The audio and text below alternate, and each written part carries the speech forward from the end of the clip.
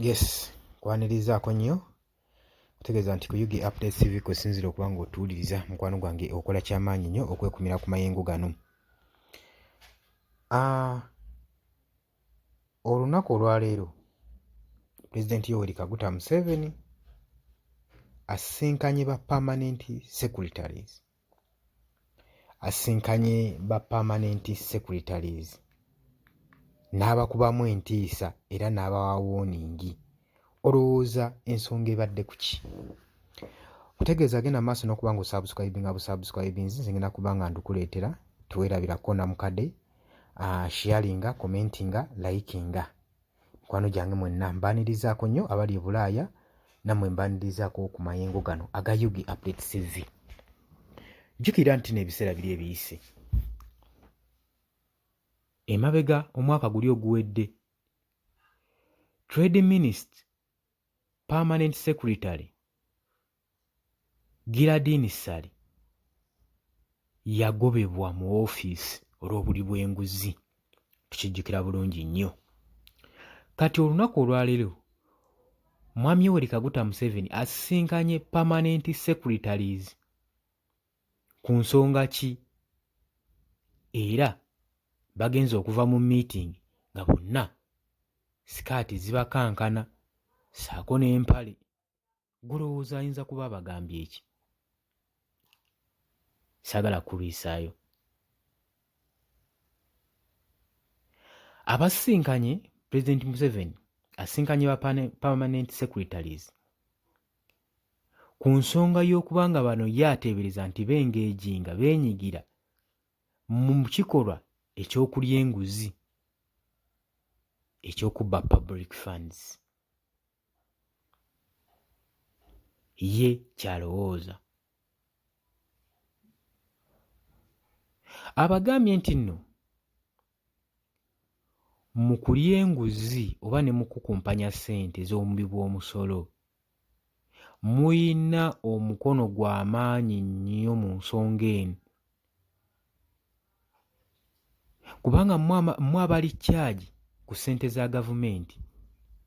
You are the one in charge for the government's money. Mu bya personnel ssaako ne mu procurements naddala n'ensonga za mu constitution. Mwami Yoweri Kaguta Museveni bino nno yabyogedde olunaku olw'eggulo Oktoba nga 17 we yabadde asisinkanye ba permanent secretaries ku State House Entebbe n'abayisaamu eggaali. Ba permanent secretaries bano okuva mu government ministries baakulembeddwamu omukulu akulira public service and secretary to cabinets. Ono nno ng'amanyikiddwa nga Minsirake Nakyobe. Okulabula kuno kwagenze maaso nga President Museveni abalabula ng'agamba nti nvuddeyo okubalabula olw'ensonga nti enkaayana n'ebbugumu eriri mu public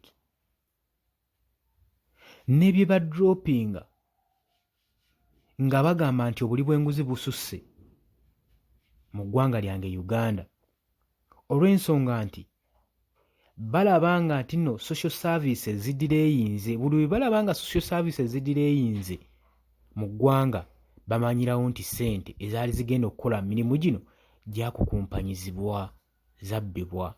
Ate nga mmwe ba permanent secretary mmwe abalina omukono ogw'amaanyi mu nsonga eno kubanga mmwe abavunaanyizibwa ku ssente za gavumenti, mmwe abateekako emikono. Tewali ngeri ki gye nnyinza balekayo. Tujjukira bulungi nnyo omwaka oguwedde Trade Minister Permanent Secretary Giradini Sali we yakwatibwa ku nkoona mu ofiisi ye nga kigambibwa nti no yali yeenyigidde mu buli bw'enguzi.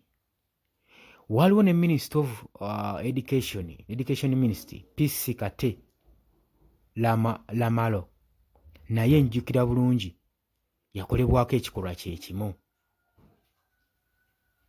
Era ye agamba Mwai Museveni newankubadde abadde amaze obbatiisa agenze mu maaso n'okubagumya agamba ngenda kugenda mu maaso n'okuba nga mu ba permanent secretary mbasapootinga nnyo okubanga muteekawo supervision yammwe ku buli bikolwa ebigenda mu maaso mu ggwanga nga musinziira ku article 174 of the constitution ya Republic of Uganda. Eno constitution erimu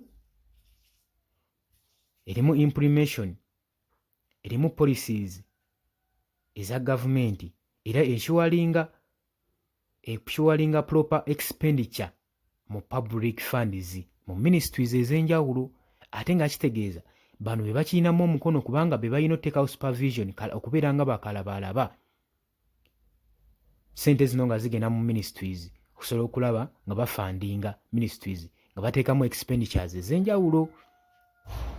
Kati President Yoweri Kaguta Museveni avuddeyo n'abawoninga era abagambye ba permanent secretary ebya social ne economic transformation bijja sobola okwachievingibwa mu ngeri nnya mu sectors nnya omuli eya economy, ey'ebyenfuna, omuli ebya commercial agriculture, ebyobulimi ng'ogasseemu ne manufacturing services, okwo kw'ogatta ne ICT ebya tekinologiya, manufacturing ebyokuweesebwa, ze sekita nnya Mwami Museveni gy'ayogeddeko ebigenda okuba nga bikulaakulanya nga binforminga okulaba nga ekonomi ya Uganda ekulaakulana.